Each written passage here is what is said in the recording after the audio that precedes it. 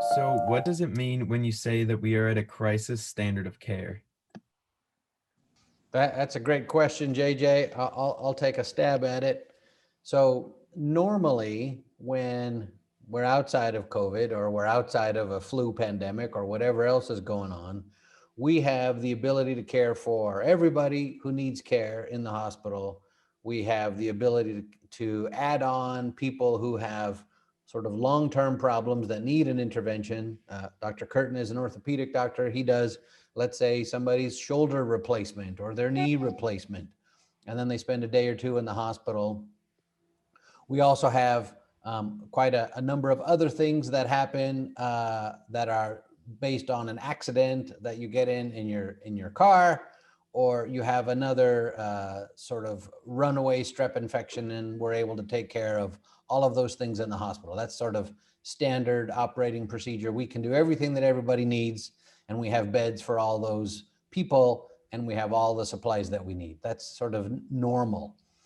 Where we are right now is what's called contingency standards of care, which is sort of if you think of it as a stoplight, we're in the yellow.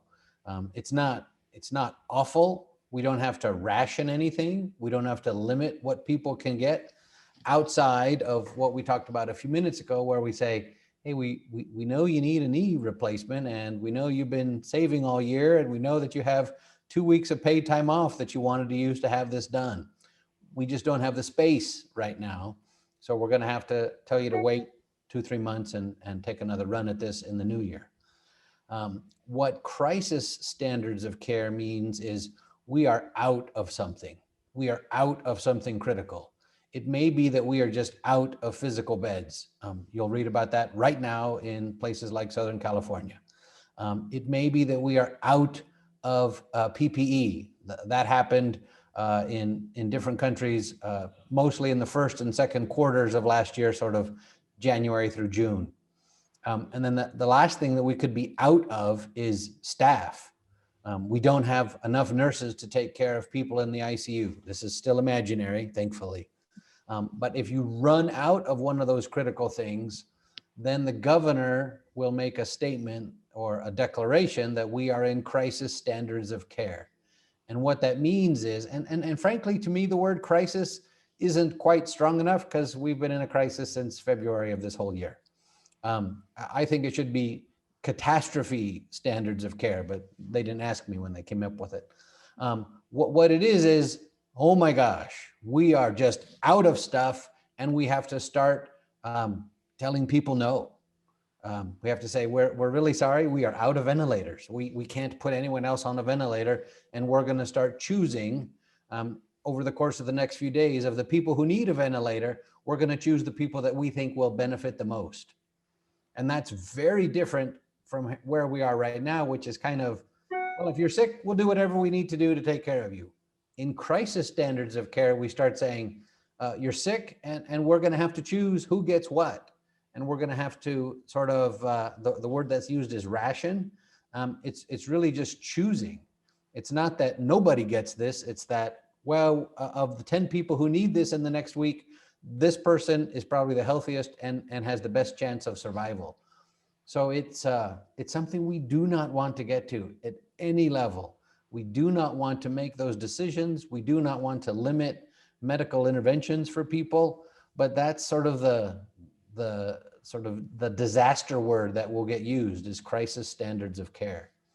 My practice is, I'm a surgeon here locally, an orthopedic surgeon, and at present our practices have been influenced in that patients who, for instance, need those joint replacements that Dr. Bramwell has spoken of, those patients are being put on hold at present. But if we go to crisis mode, the things that we are doing for patients at present on an outpatient basis, that is separate and apart from the hospital, which, although initially curtailed and interrupted in the spring, we've largely gone back to performing. We will likely need to curtail those services.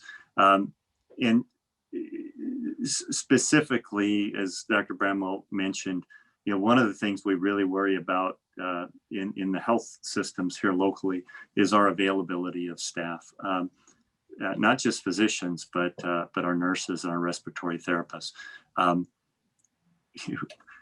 Our hospitals are set up to accommodate X amount of volume, and when our volume realities exceed our anticipated needs, not just for days and weeks, but months on end.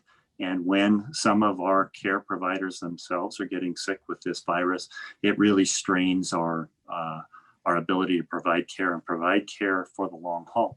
So right now, I think the greater medical community here is still doing a great job of providing a lot of care. But if we go into crisis mode, the elective care that we're providing right now will certainly be curtailed, so that all resources can be devoted toward a medical communal effort of executing in a crisis mode.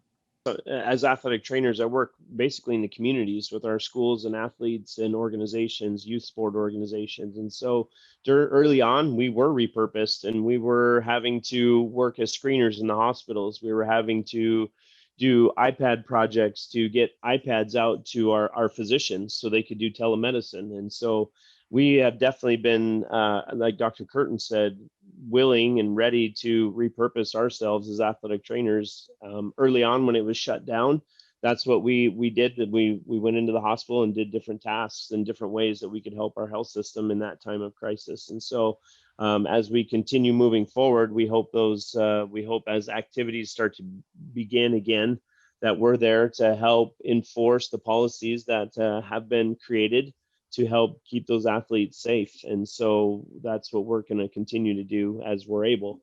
But obviously, based on how the situation is and how the community is and what our health system needs, we're going to answer that call in whatever way that it comes.